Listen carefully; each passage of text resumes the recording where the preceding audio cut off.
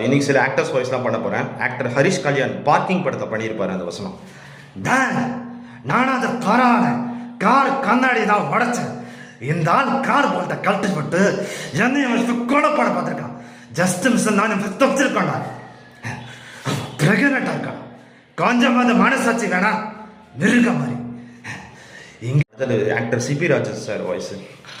அப்படி காப்பாற்றப்பட்ட பல ரகசியங்களை தோன்று எடுக்கிறது தான் ஒரு ஆர்கியாலஜிஸ்டோட வேலை.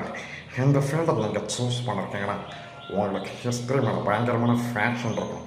மண்ணில் இறங்கி நிலத்தை தூண்டி கல்வெட்டுகளை ஆராய்ச்சி பண்ணி எக்ஸ்போஸ் பண்ணி டிஸ்கஸ் பண்ணதுக்கப்புறமா உண்மையான ஹிஸ்ட்ரியை நம்ம கண்டுபிடிக்க முடியும். Actor Kavin bro voice. இன்றைக்கி ஒரு நாள் எவ்வளோ வேணாலும் குடி அழு பொழங்கு, நாளைக்கு ஒழுங்காக வேலைக்கு வந்துடணும்.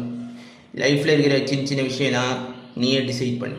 எங்கே போகிறது, என்ன ட்ரெஸ்ஸு போடுறது, என்ன சாப்பிட்றது, லைஃப்பில் இருக்கிற பெரிய பெரிய விஷயமெல்லாம் லைஃபே டிசைட் பண்ணும். நீ ஃப்ரீயாக விட்டுரு. அட்டகத்தி தினேஷ் அவர்கள். அப்படின்னு சொல்லி பொண்ணு கேட்க முடியாது, அப்படின்னு சொல்லி பிள்ளைங்களை ஸ்கூல் செய்ய முடியாது, அப்படின்னு சொல்லி தலைந்து கெத்த வாழ முடியாது. அப்புறம் எதுக்கு இந்த மாதம் கெட்ட கேவலமான தொழில் செஞ்சு யார் சொக்காவை படிக்கிறதுக்கு கவர்மெண்ட் வேலை பார்த்து யாருக்காலையும் கெத்தா படிக்கல தப்பே இல்லை. வெறும் பூ கட்டுறேன் தானே, பூ கட்டுறவன் கோவப்பட்ட என்னாச்சு பார்த்தீங்களே. டைரக்டர் பேரரசு வாய்ஸ். இங்கே நீ கத்தி அவன் கத்தி அவன் கத்தியும் பிரயோஜனம் இல்லை, என் கத்தி தான் பிரயோஜனம்.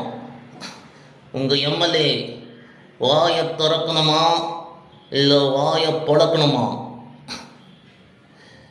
உன் அரசாண்டெல்லாம் ஜோதிடர் ஷெல்லின்னு ஒருத்தர் இருப்பார். அவர் வாய்ஸ் நான் ட்ரை பண்ணியிருக்கேன், எனக்கு ரொம்ப பிடிக்கும். வீட்டில் பாசிட்டிவ் வைப்ரேஷன் வருவதற்கு என்ன பண்ணலாம் என்று ஒருவர் கேட்டிருக்கிறார்கள். அதற்கு நான் சொல்வது, வீட்டில் யாராவது ஒருத்தராவது கண்டிப்பாக நிச்சயமாக விளக்கேற்ற வேண்டும் என்று இந்த நேரத்தில் சொல்லுகிறேன். இருக்கிறவங்களுக்கு இந்த ஆக்டர் ரொம்ப பிடிக்கும். யார் தான் ஆக்டர் சக்தி அவர்கள், பி வாசுவோட மகன். எனக்கு வேண்டிய என் பொண்ணை எங்கள் ஒத்த கட்டில் மாமாட்டில் பார்சல் பண்ணுறேன். நான் அவளை தூக்கி தான் இருப்பேன்.